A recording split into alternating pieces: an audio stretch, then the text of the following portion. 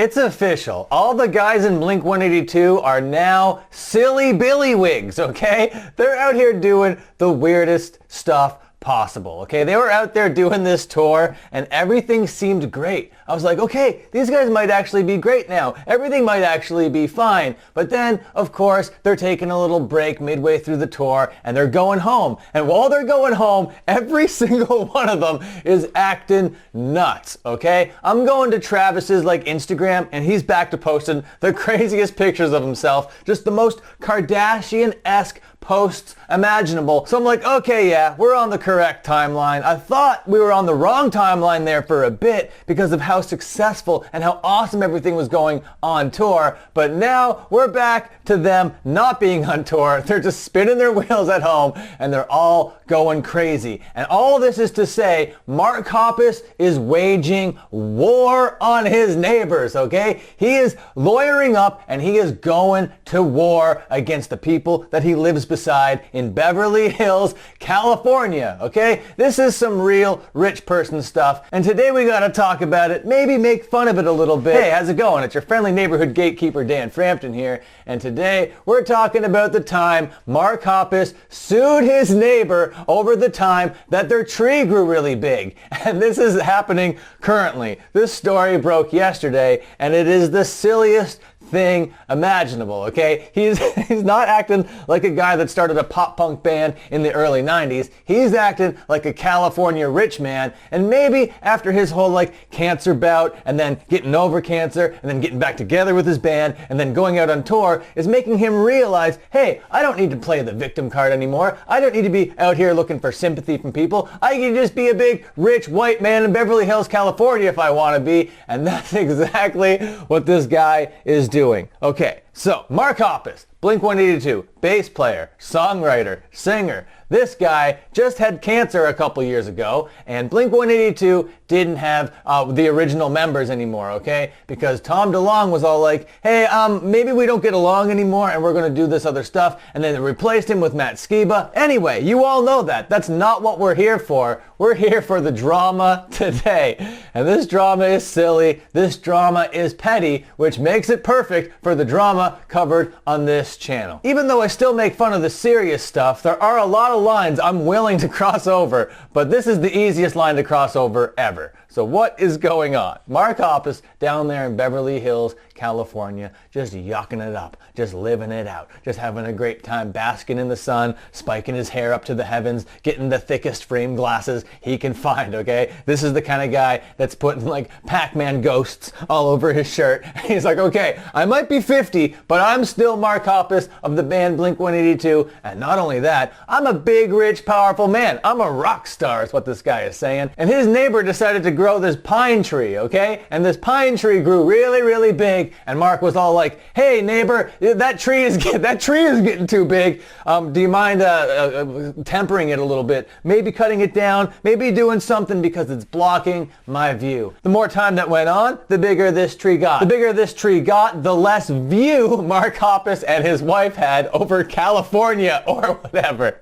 So I was like, oh man, this tree is so large and is blocking whatever is out there, which I know is out there, just sky and water and forest fires. I gotta be able to see my California forest fires. Why can't the forest fire take your damn tree? Okay, so it reached a boiling point. Him and his wife are like, okay, enough is enough and it's time for a change. They're channeling their inner Owen Hart, okay? Now I'm a two-time Slammy Award-winning, cancer-surviving, Coachella headlining, big-time rock star, and I'm gonna use my resources to get rid of this tree. And they're in Beverly Hills, California, so their neighbors, their peers, are probably also big-time, rich, fancy people, and they're willing to duke this out, spend millions of dollars, which could go to many other things, which is why this is so silly, okay? Why would you be spending this amount of money on a tree that blocks your view when that amount of money could do so many things for so many people, okay? This is not punk rock, and of course, I'm not here to say that it's not punk rock. I am the neighborhood gatekeeper, though, so I'm here to neighborhood gatekeep and be like, this isn't punk rock, okay? Even though everybody knows that it's not punk rock. Everybody knows Blink-182 Blink-182 sold in their like punk rock stripes way back in the day, and everybody knows if you're like gatekeeping against punk rock, Blink-182 is the first band to like slam that gate shut and be like, no, nobody, not in here, not today, not now, not ever. But all that being said, this is the biggest cuck move I've ever seen. This is the biggest privileged idiot move I've ever seen in my whole life. And it's kind of like heartbreaking to see because of like the triumph that this guy just went through and getting back together with his band. It's a great story and everybody wants to get behind this. But if he's out here in Beverly Hills, California,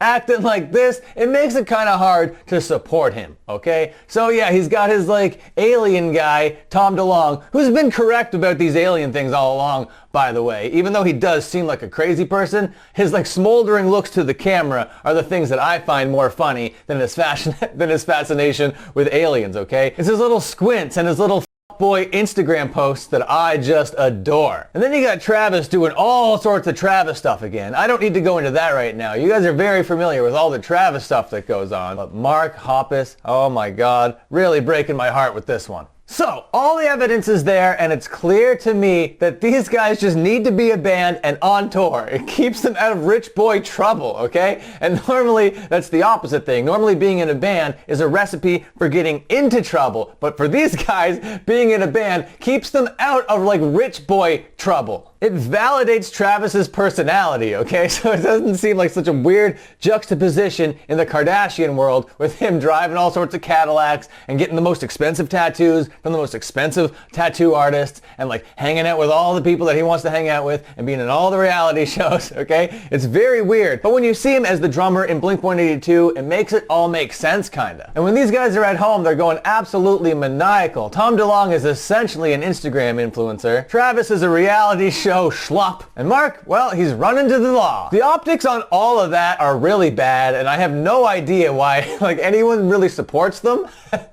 And then they come back, you're like, oh, you guys are so charming and lovely. I support you. And then they do stuff like this, and then you're like, what? Why does anyone support these idiots? And then they do something great, and you're like, oh yeah, they're Blink-182, you gotta love them. And that's always been the story with Blink-182 going all the way back to the 90s. They do something awesome, you're like, these guys are great. Enema of the State, Dude Ranch, these music videos. And you're like, holy crap, these guys are so sick. And then they're on like the cover of 17 and Teen Bop. And you're like, okay, what? Maybe not so sick. And then they come out with like this really, really raunchy like live record. Like, okay, yeah, they're great. They're cool. They're really good. And next thing you know, they're on TRL just like sucking up to a bunch of 13-year-olds. Like, no, this sucks. So the push and pull of being a Blink-182 observer, let alone a fan, it's heartbreaking, it's tumultuous. It's like pushing a boulder up a hill of butter. But anyway, it would be wrong of me not to cover this story, this petty ass drama on this channel, because this is exactly what I want to talk about. So if you enjoyed this drama, please comment down below, leave a couple pancakes, like, subscribe, ring the bell if you're cool as hell, and until my next upload, you can watch another upload.